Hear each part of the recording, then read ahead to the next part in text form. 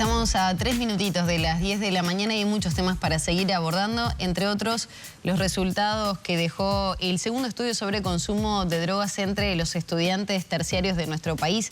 Queremos repasar los detalles, compararlo con lo que ha sucedido a lo largo de los últimos años. Es un placer recibir en esta mañana a Jessica Ramírez, socióloga e integrante del Observatorio Uruguayo de Drogas. Bienvenida, buenos días. Muchas gracias. Bueno, a grandes rasgos hay algunos aspectos que pueden ser bastante similares a lo que ocurre en la sociedad en general. El consumo de tabaco, de alcohol, de marihuana. Pero ¿qué está pasando en este tiempo en particular con los estudiantes de grado? Bueno, en primer lugar es así. Los primeros resultados dan cuenta del mismo ordenamiento del consumo de drogas que vemos en población general. Alcohol es la droga más consumida en Uruguay y también en los universitarios como parte de la sociedad. En segundo lugar aparece tabaco y cannabis, como tú decías. Lo que sí llamó un poco la atención del estudio fue el consumo de psicofármacos, que aparecen en cuarto lugar y aparecen en un nivel sensiblemente mayor a lo que veníamos observando en la población general. O sea, más entre las mujeres que entre los hombres. Sí, el patrón de comportamiento de consumo de psicofármacos en mayor presencia en las mujeres que en los varones ya es un comportamiento regular, vamos a decir. Exacto. Siempre venimos observando eso en cualquier población que observamos. Lo que sucedió con los universitarios en particular tiene que ver que se mantiene el mayor nivel entre las mujeres que entre los varones, pero aparecen en términos generales mayor magnitud de consumo que en los no universitarios, vamos a decir. Y cuando ponemos el foco en el consumo sin prescripción médica, que es el que nos interesa en particular por los riesgos asociados a ese consumo sin el seguimiento médico adecuado, vemos que está también dentro de los que consumen, el nivel sin prescripción es mayor que en población general. El 41%, ¿no? Sí. De quienes consumen psicofármacos lo hacen sin prescripción. Sí, ese dato es de benzodiazepinas, tranquilizantes. El 41% de los que consumen tranquilizantes, de los que declaran consumir tranquilizantes, lo hacen sin prescripción, y el 42% en medicamentos opioides. Sin embargo, los antidepresivos, que es otro de los que medimos, el nivel de automedicación o sin supervisión médica es bastante más bajo, está solamente en el 3%. Digo solamente porque los comparo con 40, ¿no? En las otras. ¿Y ese aumento que ustedes relevaron, en qué magnitud tiene? ¿Un aumento en qué? En realidad nosotros no estamos pudiendo medir un aumento dentro de la población universitaria porque este es el primer estudio que representa a todos los universitarios, a todos los estudiantes de grado de la Universidad de la República. Es una muestra de unos 3.100 aproximadamente. Exactamente, sí, y representamos a todos, de todas las carreras, vamos a decir, de todos los servicios de facultad.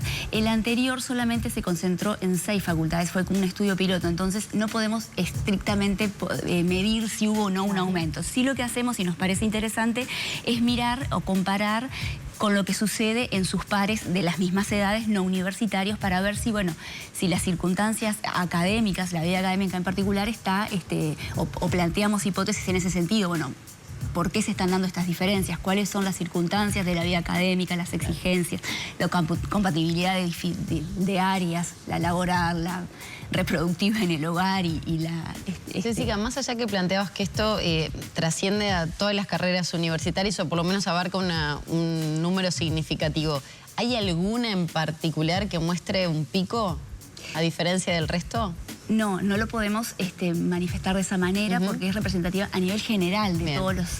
O sea, la muestra, el diseño muestral no es representativo por facultad, sino de todos. Bien. Te quería preguntar también, si bien, digamos, lleva los patrones sociales de consumo a este universo de la vida universitaria, repasar qué porcentajes de consumo hay. La mayoría, el 80%, ¿no? Consumió alcohol, pero bueno, ¿qué cantidad, o sea, qué porcentajes consumieron marihuana, alcohol, en qué medida? Sí, 8 de cada 10 universitarios declara haber consumido alcohol en el último año.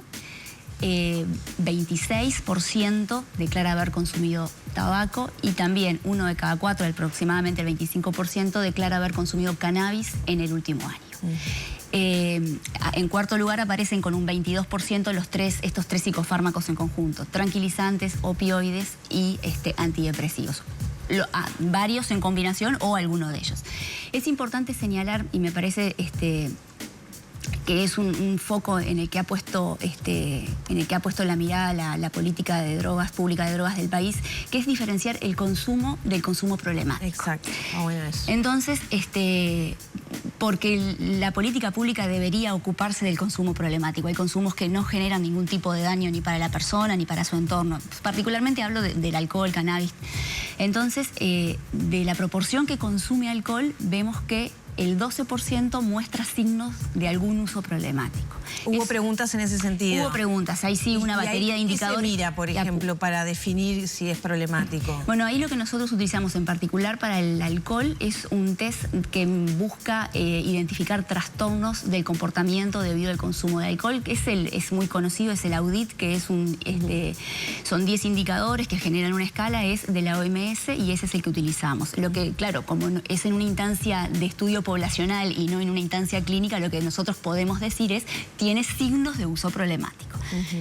Con el cannabis pasa algo similar. Con el cannabis, ¿no? Es otra escala que ahí está basado en el CIE-10, que es la clasificación internacional de enfermedades, y ahí también lo que son 10 indicadores que nos permiten abordar, bueno, signos de abstinencia, de tolerancia, de consumo compulsivo, y bueno, y ahí se genera este indicador que también muestra signos de uso problemático. En el caso del cannabis, lo que nosotros vemos es que de aquellos que declaran consumir, que como dijimos es la cuarta parte de la población, de esos, el 15% muestra uso problemático o signos de uso problemático. ¿Y eso se puede medir en base a esos test? ¿Qué repercusión tiene en sus estudios terciarios, por ejemplo? En base a esos test, no. Esos test lo único que hacen es decirte, detectar que tiene una Después situación tú problemática. lo que podés hacer ahí es empezar a asociar y ver con otro tipo de comportamientos y comparar los que tienen con los que no para ver si es que existe algún tipo de impacto en ese sentido. Esto tomándolo como insumo para la elaboración de políticas públicas, imagino campañas de concientización. Trabajaron junto a la Junta Nacional de Drogas, con ese juego de palabras, pero ¿se está pensando en realizar algún tipo de campaña de información pública, de salud pública? Yo pertenezco al Observatorio Uruguayo de Drogas, que es de la Junta. Nosotros como Observatorio de Drogas trabajamos en conjunto con la Universidad de la República. Y sí, claro, me consta que la universidad tomó este tema y está en este momento viendo, bueno, cuáles pueden ser las mejores formas de abordaje en su ámbito, vamos a decir, porque claro, los estudiantes los tenés allí transitando diariamente. Es una ventana de oportunidad para poder generar acciones en este sentido. Así que sí, incluso hay conversaciones y articulaciones entre ambas instituciones en este momento para ver cómo esta información, bueno, estos insumos son centrales para poder abordar o para poder orientar esas acciones basadas en la evidencia, ¿sí? Jessica, recordame el porcentaje de consumo problemático de alcohol entre lo relevado. Te lo voy a decir en el total de la población universitaria, porque eso creo que es lo que dimensiona las medidas que tenemos o que se tienen que pensar. Es el 10% del total de estudiantes universitarios. O sea, el 10% del total de los estudiantes universitarios tiene consumo problemático de alcohol. Muestra algún signo de uso problemático de alcohol, exactamente, sí. Y ahí, es llamativo. No, sí, sobre todo en las edades, ¿no? Y pensando a futuro, eso es chiquilín. Las edades están, porque también capaz que estamos pensando en estudiantes bastante menores, jóvenes. Es de 18 a 35 años y la proporción de mayores de 29 no es menor. Por lo tanto, claro, eso es importante. Nosotros cuando comparamos con población general también comparamos en este mismo rango de edad. Ahora, más allá de este primer trabajo, ¿no? Decías, es el primero con estas características. Sí. ¿Qué se puede, a partir de estos datos, pensar a futuro? ¿Qué otra cosa habría que relevar para seguir profundizando un poco más y seguir elaborando política pública, por ejemplo? Bueno, yo creo que las interrogantes que se abren a partir de este estudio son varias, muchas en línea con el consumo de psicofármacos, y creo que, bueno, lo que tenemos que diseñar ahora son investigaciones de corte cualitativo que nos permitan preguntarnos, bueno, ¿por qué? Las motivaciones, el contexto de consumo, ¿qué hay atrás de esos consumos? No tenemos que olvidarnos que este tipo de estudios, si bien es muy importante y nos presenta un primer panorama general, son estudios poblacionales, nos están mostrando atributos de una población y no estamos mirando a la persona. Entonces ahora tenemos que poner foco en las personas de forma integral para poder profundizar en el conocimiento de los por qué y de los cómo.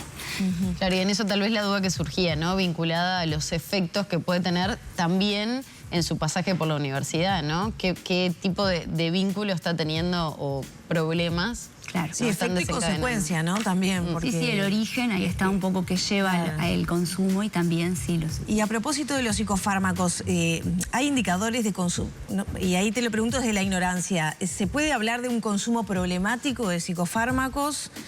¿O ya al ser sin prescripción con esos porcentajes tan altos, más del 40%, ya estamos hablando de un consumo problemático? ¿Cómo se mira en ese caso? Nosotros consideramos que el uso indebido es un uso problemático porque no está enmarcado en un proceso terapéutico que indique bajo las circunstancias necesarias para su consumo. Por lo tanto, para nosotros, desde el Observatorio de Drogas, es esa la concepción que se tiene. El uso problemático está dado por la ausencia de supervisión médica en términos de dosis, frecuencia, tiempo de consumo. Y es el 40% de los que consumen. No de los universitarios. Sí. ¿Qué pasa con las drogas no legales?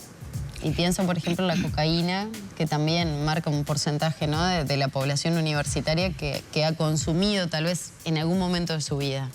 Sí, el consumo de cocaína alguna vez en la vida entre universitarios está en torno del 6% y el 1,4%, si no estoy acordándome mal de los números, dice haberlo consumido alguna vez en los últimos 12 meses. Esos niveles son sensiblemente menores que los que vemos en población general, que duplican esas magnitudes. O sea, el resto de la sociedad duplica a los estudiantes universitarios. Exactamente. La magnitud de consumo en la población general, en las mismas edades que los estudiantes, es casi el doble o el doble que lo que vemos en universitarios. Y respecto del patrón de consumo de los universitarios, lo que pudimos observar es que mayormente es un patrón de consumo exploratorio o ocasional. Más del 76% consume alguna vez en el año o una única vez en el año. Claro, no hay un uso problemático, ¿no se llega a detectar eso? No llegamos a medir porque como es una proporción muy menor, no tenemos los números, o sea, al ser vamos a decir, una proporción marginal de consumidores, no tenemos la validez para decir cuál es el uso problemático, pero este indicador que da cuenta de la frecuencia ya da señales de que es bajo, porque el uso problemático está muy asociado a la frecuencia. Cuanto a mayor frecuencia e intensidad de consumo, el uso problemático es mayor. Ya para ir cerrando, ¿qué pasa con la pasta base y los universitarios?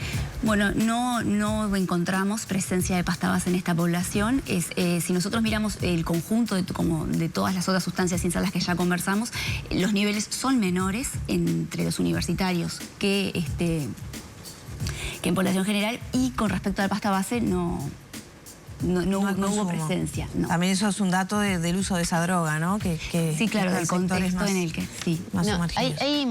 Y me quedo pensando en esto que señalábamos respecto a cómo se incrementa respecto al resto de la sociedad el uso de psicofármacos, ¿no? Que es un poquito más elevado que la media, por lo que, si no me estoy equivocando. Sí. Y con la cocaína baja.